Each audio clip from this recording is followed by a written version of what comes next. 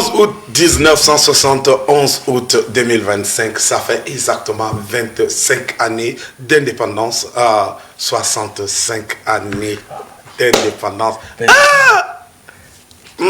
Même sur le plateau, les gens m'ont regardé. Si je n'étais pas bien assis, il y a longtemps, je me suis écoulé. Bienvenue, amis téléspectateurs, à Sarakat de ce jour, qui va être, peut-être vous allez trouver que ça va être complètement différent de tous les numéros que nous aurons à tourner, parce que c'est un jour exceptionnel pour notre pays et nous aussi nous nous mettons en système exceptionnel. Nous nous excusons pour le retard, indépendant de notre volonté, mais qu'à cela ne tienne, l'équipe est déjà là, bien installée. Alors aujourd'hui je me fais le devoir, aujourd'hui c'est équilibré. Les voisins d'en face, les voisins d'à côté, c'est équilibré. Voilà, je pense que nous aurons la paix pour mieux tourner l'émission. Alors aujourd'hui, je fais la grâce de commencer avec la grande dame, la seule avec nous sur le plateau. Bienvenue, Larissia Ngakutu. Bonjour. Bonjour Alajef et surtout merci de ne pas avoir écorché le nom et aussi respecter l'ordre dans cette journée commémorative où les Tchadiens célèbrent leur 50e anniversaire de l'indépendance. Cette journée également t'a permis d'ordonner mon nom. Donc, je te dis merci et bienvenue à nos amis téléspectateurs parce que c'est une journée exceptionnelle. C'est tout ce que tu retiens de 11 août. L'ordre de ton nom. Ouais, on ne peut que dire ça.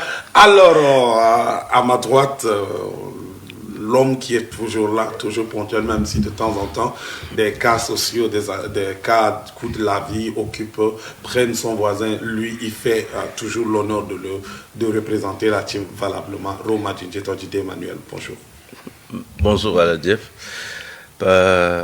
Bonjour à tous nos téléspectateurs. Et certains se réjouissent de ce que tu as pu ordonner leur nom. Moi, je ne me réjouis pas, parce que là, tu l'as mis en désordre. C'est plus que du désordre.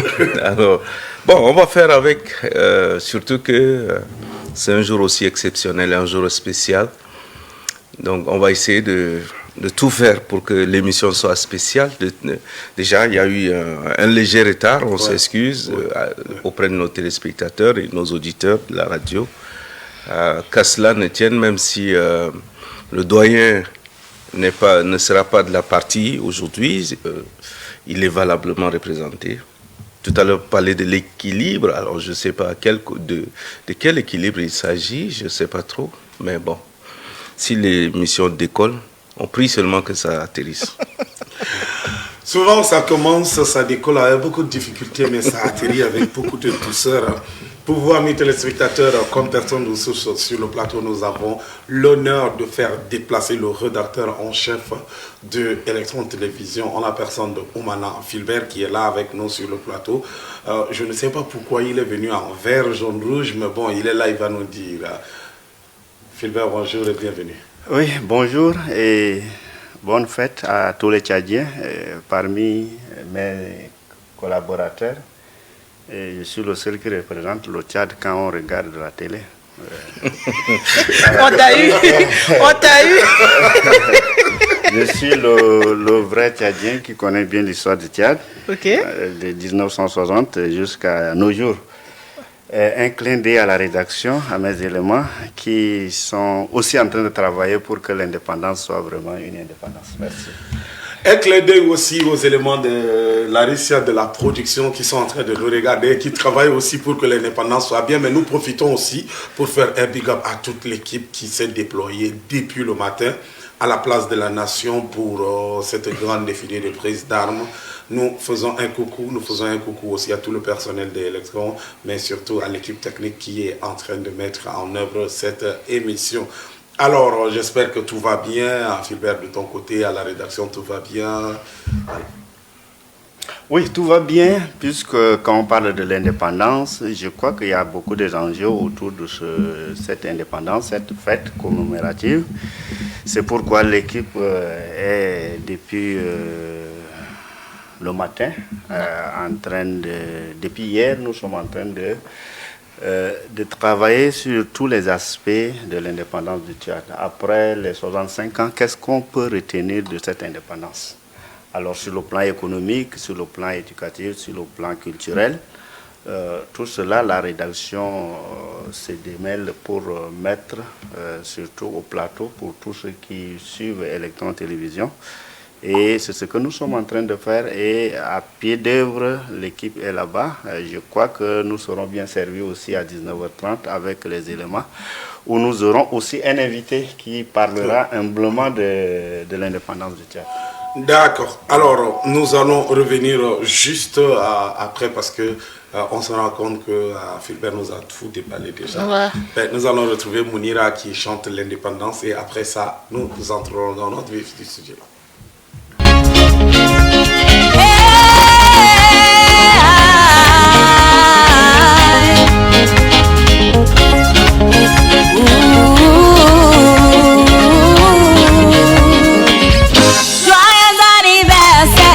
Ma patrie Kataki, joyeux anniversaire, joyeux anniversaire, joyeux anniversaire, ma patrie Kataki, joyeux anniversaire, joyeux anniversaire. Oh, honneur à mes soldats, hommes valeureux, honneur à mes combattants, hommes courageux, qui est fils du Tchad, hommage à vous, oh mes chers martyrs.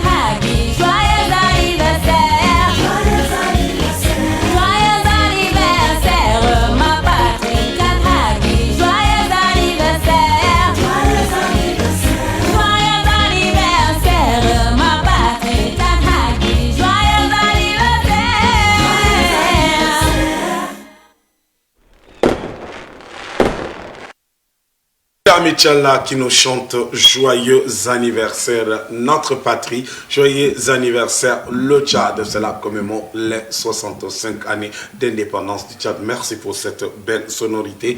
Le buzz juste après le jingle.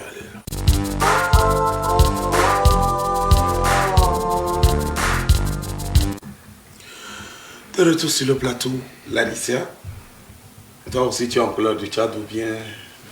Oui, comme tu peux comprendre, alors il y a le bleu, il y a le rouge, il y a également le jaune que tu peux retrouver sur moi. Donc, il y a le rouge. Oui, il y a le rouge, donc il suffit bien d'ouvrir tes yeux et tu verras. 11 août 1960, 11 août 2025, ça fait exactement 65 ans que le Tchad est déclaré indépendant et souverain. Si on se rappelle des événements ou bien comment est-ce que le Tchad a été déclaré indépendant, c'est en ce jour à 0 heure que le premier président tchadien Ngarta Tombalbaye a prononcé le discours. Et il faut préciser, c'est avec une lampe torche qu'il a prononcé son discours pour dire que le Tchad est indépendant et souverain.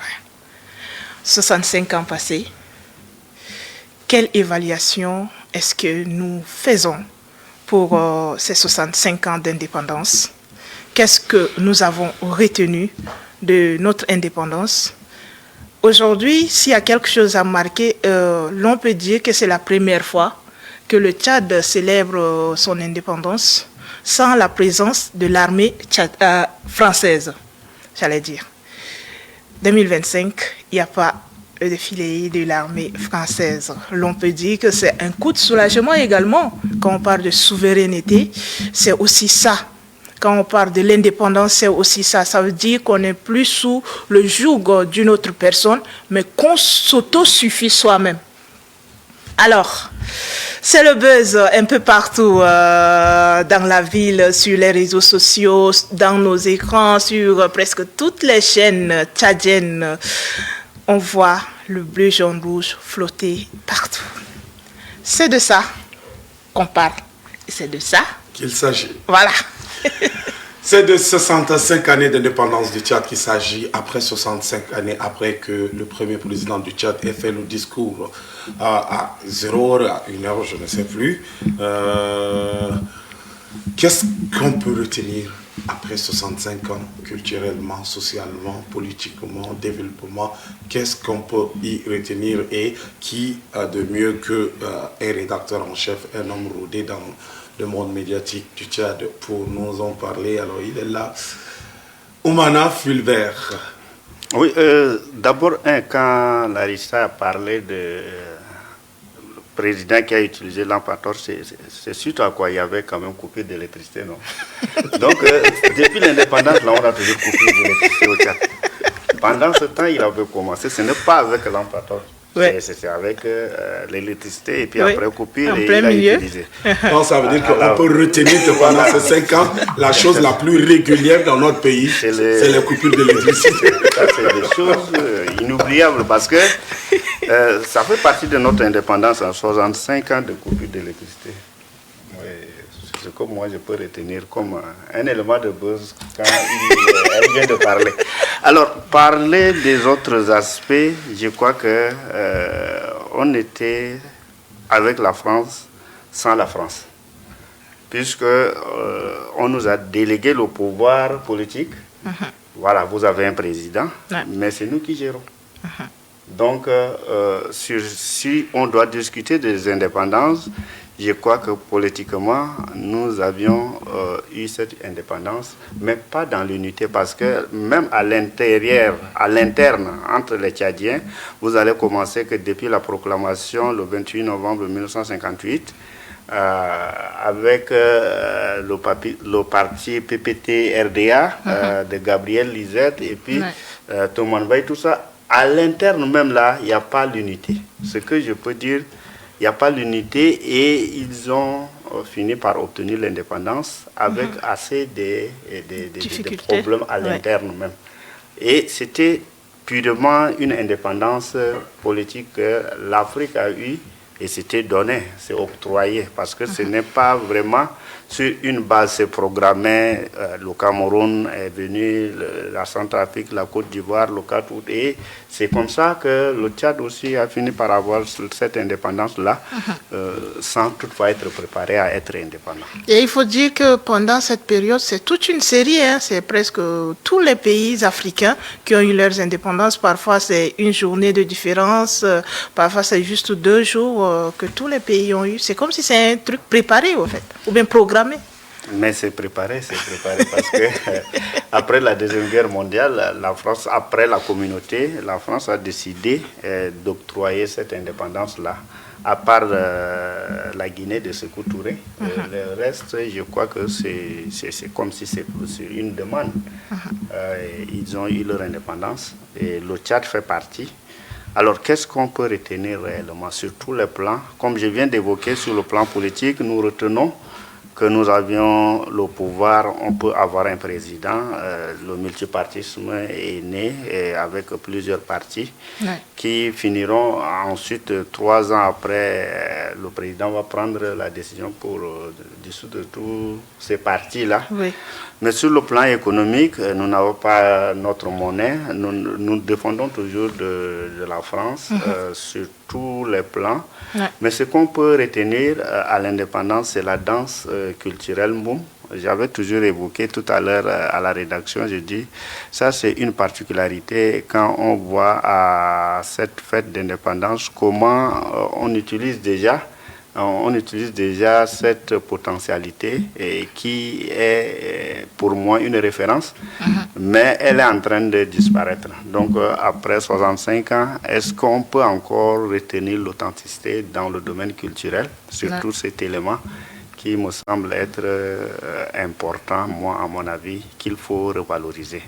La danse traditionnelle, on peut dire danse traditionnelle parce que quand on compare aux Européens, mais pourquoi on dit que c'est traditionnel alors que c'est notre culture, on peut le valoriser. Donc sur ce plan, je retiens un aspect positif. Mais le pays a évolué de 1960 jusqu'à aujourd'hui. On a eu plusieurs présidents, au moins 7 personnes qui se sont succédés, avec plusieurs premiers ministres, mais aussi le Tchad a connu assez de guerres, que ce soit les coups d'État, tout comme les rébellions, les conflits en interne même. Les conflits intercommunautaires. Donc, ça ajoute à l'électricité que je viens de dire, donc on a tout le problème après 65 ans. Après 65 ans, on a toujours tout le problème. Mais moi, je réfléchis, en tout cas, à Philbert, tu as réussi à m'arracher le sourire parce que quand Philbert parle de l'héritage de l'indépendance qui est la plus pérenne et la plus constante et que auquel Tchadien ne peut dire le contraire, c'est la coupure d'électricité parce que ça a commencé le jour de la proclamation de l'indépendance. Mais pour moi, c'est une information que je viens de le recevoir, honnêtement, parce que tout ce que nous avons reçu, c'est que le discours de l'indépendance a été prononcé avec une lampe torche, une lampe tempête, c'est ce qui a été dit. Mais personne ne nous a dit l'aspect où ça a commencé avec l'électricité et puis avec coupure, tout ça. Cette partie-là, personne ne nous a dit. Peut-être qu'Emmanuel était au courant et puis il ne nous a pas dit. Jeff, moi, ce que j'aimerais demander ici au Red Chef, c'est qu'est-ce qui s'est passé? Pourquoi cette coupure pendant la prononciation d'un discours aussi important dans la vie, pas seulement d'un individu, mais c'est toute une nation. Pourquoi? Qu'est-ce qui se cache derrière? Est-ce qu'il n'y a pas quelque chose là qui se manigance derrière, ou bien c'est quoi? C'est arrivé et puis voilà, ça continue toujours, ou bien c'est un truc, imaginé ou bien provoqué, je veux dire. Bon, il n'y a pas quelque chose qui explique cela. Ça peut arriver. Dans tous les événements, même récemment, plusieurs présidents sont en train de faire leur discours et c'est un problème technique qui peut arriver. Mais si je retiens cela, c'est pour dire que c'est un élément quand même bizarre, mais renvoie déjà à un problème quotidien que nous vivons aujourd'hui. Que malgré qu'on a changé plusieurs stratégies, on n'a jamais eu à trouver solution à l'électricité. Et quand on doit parler de développement après 65 ans, les éléments facteurs de développement reposent sur l'électricité, la route et l'éducation. Mais ces trois ont de la peine à fonctionner. Ça veut dire qu'il y a souci. Il y a souci et c'est depuis lors que nous continuons toujours. D'abord, pour beaucoup de gens sur la page, ils disent que mais vous dites que c'est aujourd'hui la fête, on est à la maison en train de suivre, mais vous, il y a l'électricité. Ils ont coupé encore l'électricité. Sur l'étoile, vous allez... Donc, c'est quand même une référence pour nous en tant que Tchadiens. Couper l'électricité ne doit pas nous étonner. Donc, malgré le changement de tout cela, on était sur STE, après on est venu SNE, aujourd'hui on est avec Tchadlec. on doit juste se dire que ça va continuer ou bien on doit avoir un grain d'espoir? L'espoir est là parce que les autorités, tout récemment, le Tchad vient d'organiser une élection pour avoir un président. Et le président a un plan d'action. Et ce changement, nous espérons bien en tant que Tchadiens, on veut qu'il y ait changement. Mais ce qu'il faut noter, ce changement doit aller aussi avec la démographie. Parce que les Tchadiens de 1960 ont occupé une grande partie de N'Djamena, là c'est au centre. Maintenant, il y a quand même une agglomération qu'il faut noter.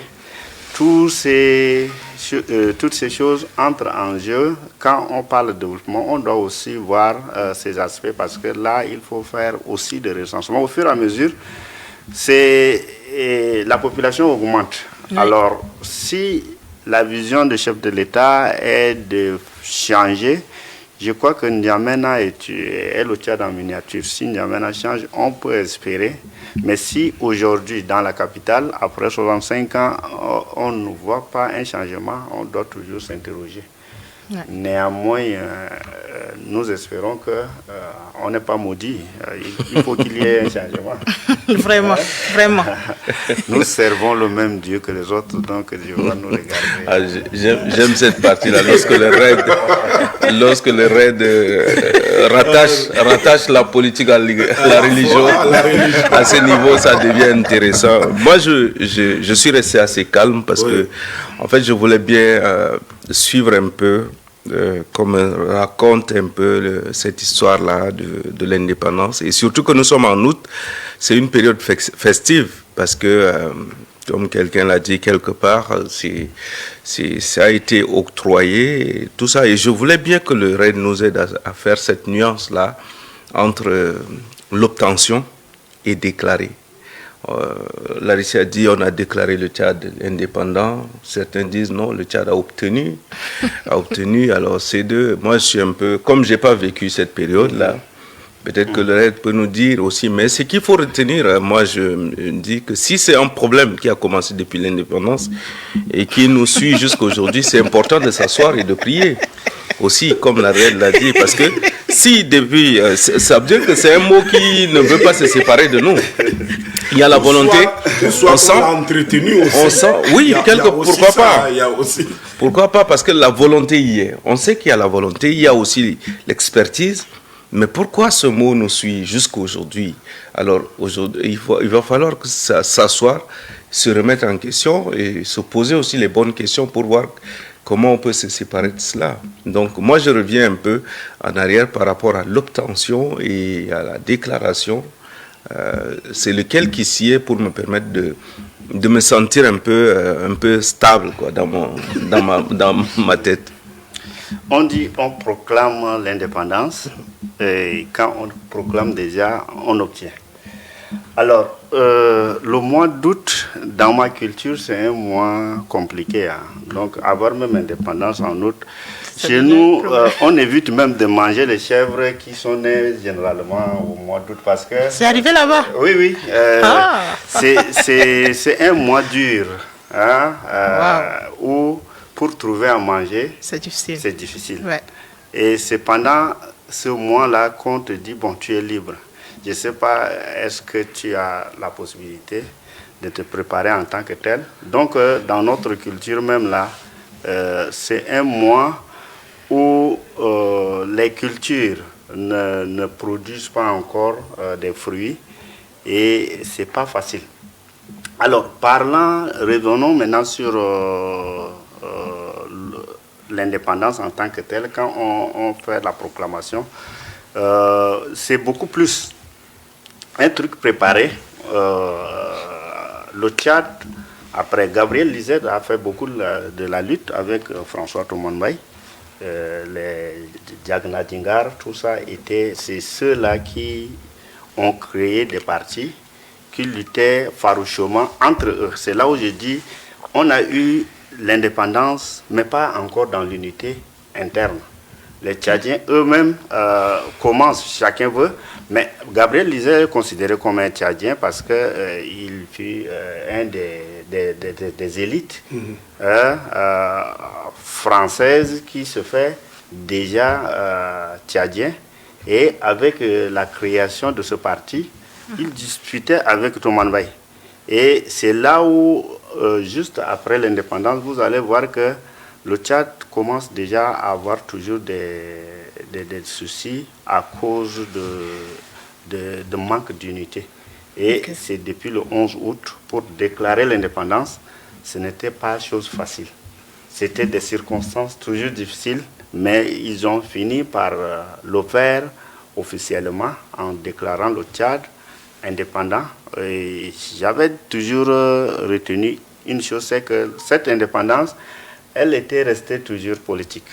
Pour tous les pays africains, surtout de l'Afrique francophone, que nous avions étudié, leur système, ils ne nous ont pas préparés dans les administrations, mais on est indépendant.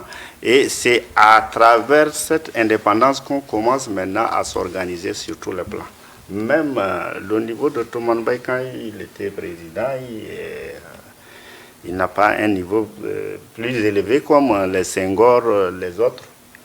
Parce que le système éducatif, même au Tchad, comme j'avais dit, les gens ne s'occupent, on cultivait beaucoup plus le coton. On est là pour faire pour la France. Ouais. Et l'indépendance est arrivée, voilà, en un rien du temps, on a fait pour avoir l'indépendance. Mais en réalité, nous ne sommes pas préparés pour arriver à cette indépendance. Ça, c'est ce que j'avais retenu. On peut dire que l'indépendance nous a surpris alors.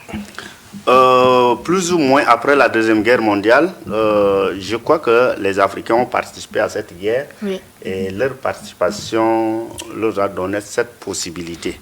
Mais toujours est-il que les colonies veulent toujours les garder dans la communauté. Mais certaines élites africaines, j'allais dire d'une manière générale, commençaient déjà à réclamer cette indépendance.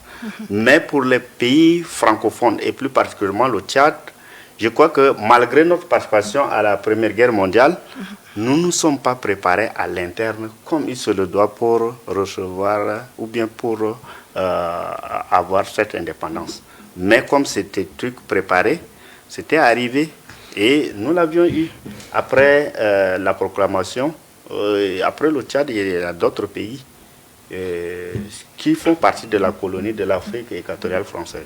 La question de la préparation, moi, ça me gêne, je ne sais pas, parce que je ne suis pas sûr que, à voir comment les choses fonctionnaient, le colon ne pouvait même pas préparer, parce que c'est comme si c'était des revendications, et ces revendications ne perduraient, et finalement, c'est comme des gâteaux, il fallait leur distribuer. Donc, je ne sais pas qui devait préparer qui. C'est pour ça, quand par exemple Larissa pose la question, qu'est-ce qui n'a pas marché, ou bien qu'est-ce qui s'est passé pour qu'il y ait coupure, ça veut dire que vous voulez votre liberté, n'est-ce pas? Le colon peut aussi vous dire, débrouillez-vous.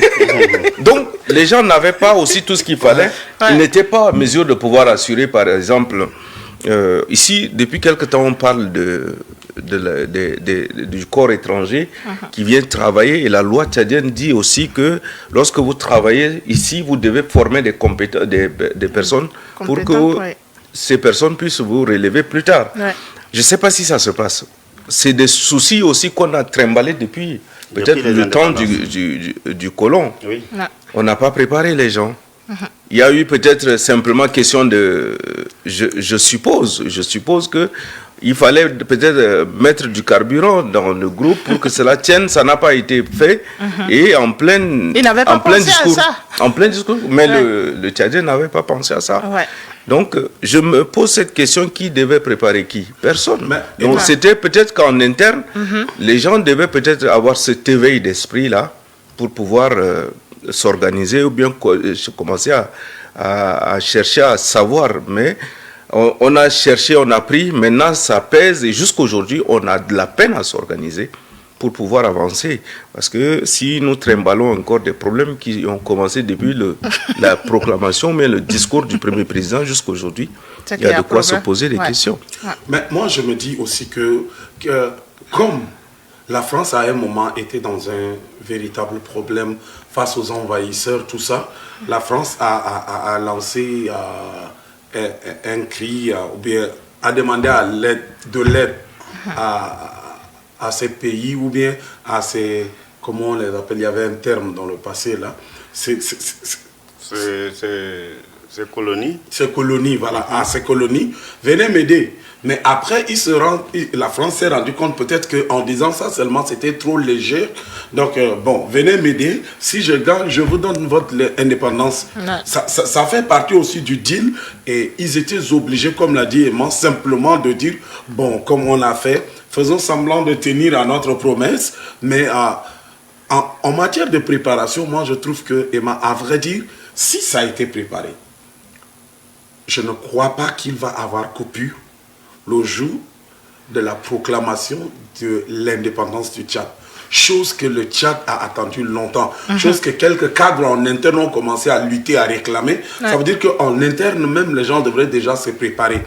Mais comme le colon, sachant bien que, comme vous voulez, non, assumer, le colon peut même mettre les bâtons dans les roues pour faire comprendre. Et aujourd'hui, encore, on se retrouve face à certaines circonstances. Laurette l'a dit, nous n'avons pas, par exemple, notre monnaie.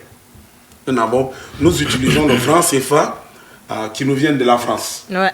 Sauf que la France n'utilise pas le franc CFA. Ouais. Ouais, je ne sais pas si vous comprenez un peu ça. Mais nous, on utilise le franc CFA. Ça nous est procuré par la France. Ça vient des trésors de la France, etc. Quand un Tchadien a une petite machine à la maison pour faire un peu ces 2-3 billets pour s'en sortir, on traite de faux billets. Mais ça vient d'ailleurs. Mais là où on nous produit, on n'utilise pas ça. Ouais. Eux, ils utilisent l'euro.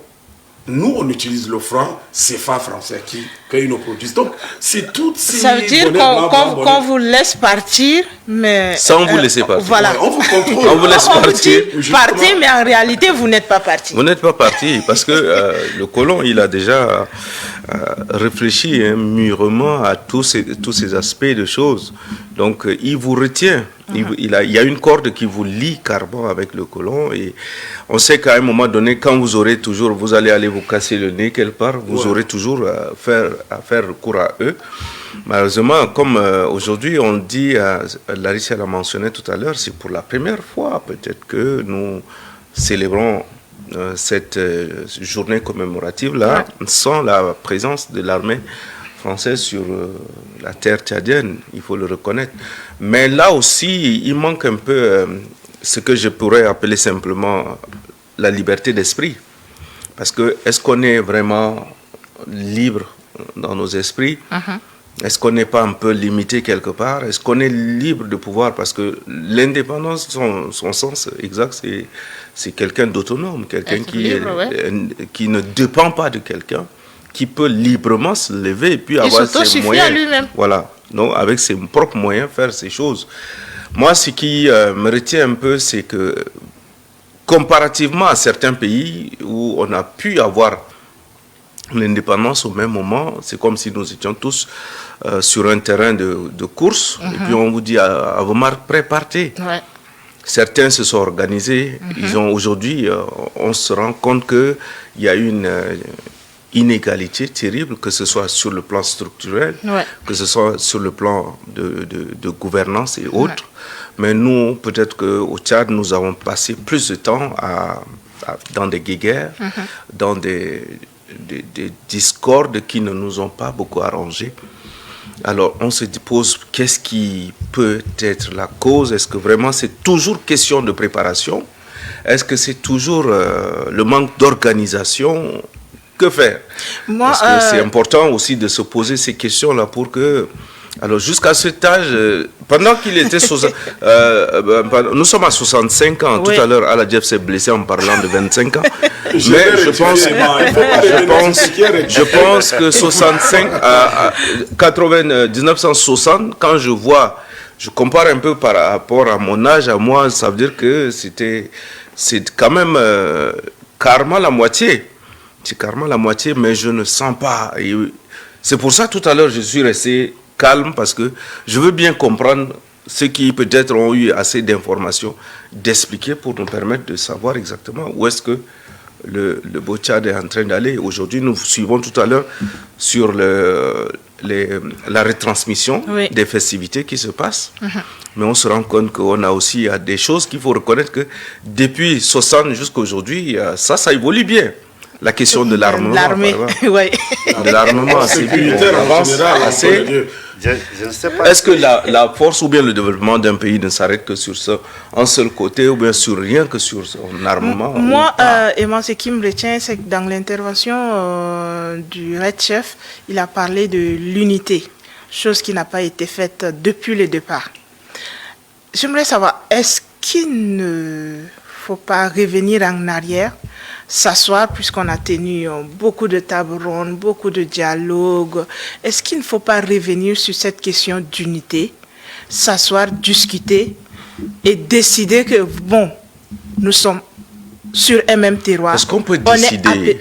Qu'on peut décider? Quand je dis décider, c'est que volontairement, on risque c'est de se blesser là ici. Attends que je parte jusqu'au bout de ma pensée, au fait. Je te prête quelque chose. On a fait la conférence nationale souveraine. Il y en a beaucoup. On a fait le congrès. C'est pour on ça. A fait les forums. On a fait le Denis. Alors cette fois-ci, ce que tu proposes là, on va lui donner quel nom? Non, c'est dans tout ça là. Je te prête un autre mot. Okay. On a fait des forats.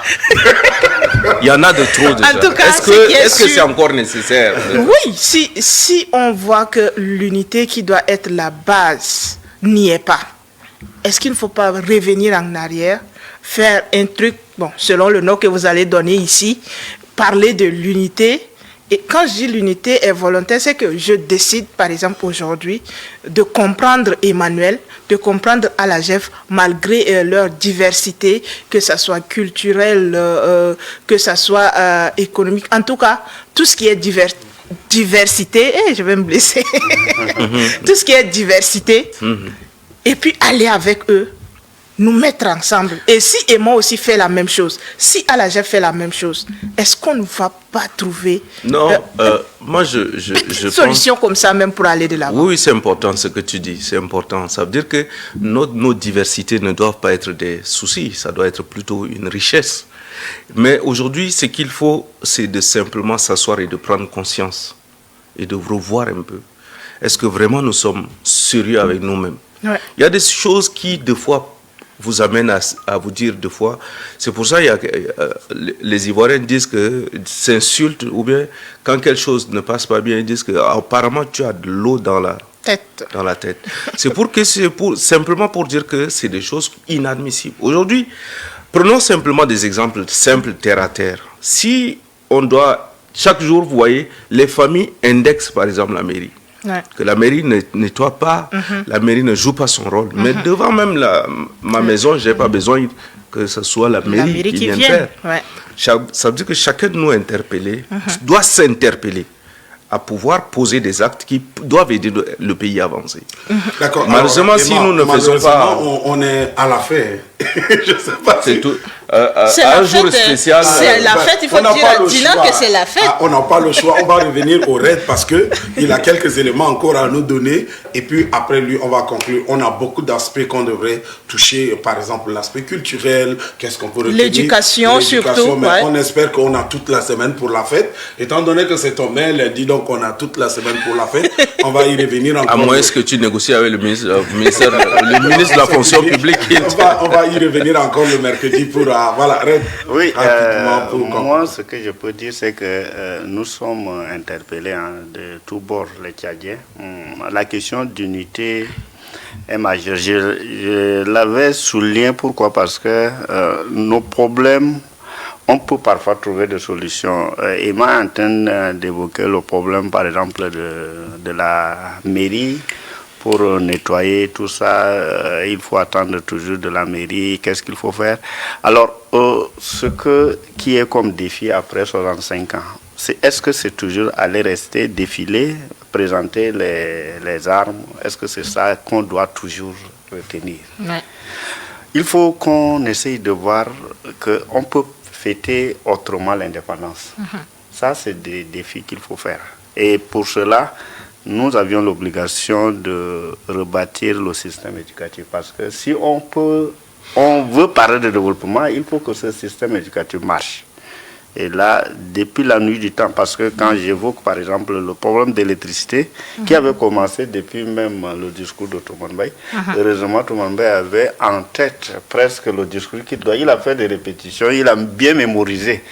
C'était un instituteur. Voilà, après coupure même là, il a continué. Et puis André Malraux, le représentant de la France auprès de Toumane Mbaye, a tenu l'autre lampe torche pour qu'il puisse finaliser le discours.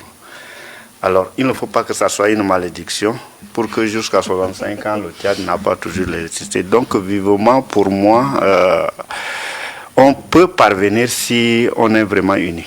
Voilà les mots que je peux dire pour marquer la fin de mon intervention. Merci rédacteur, merci à Emmanuel. Merci à la Jeff, surtout sur la question de l'unité, c'est important. Merci.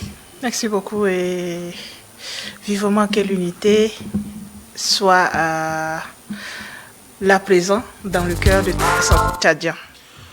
Merci à vous, amis téléspectateurs. Nous voulons simplement vous souhaiter bonne fête. Et à 65 ans, l'homme est naturellement, l'homme est devenu très sage, l'homme devient très posé, l'homme devient un grenier, l'homme devient une bibliothèque. C'est l'âge de la retraite.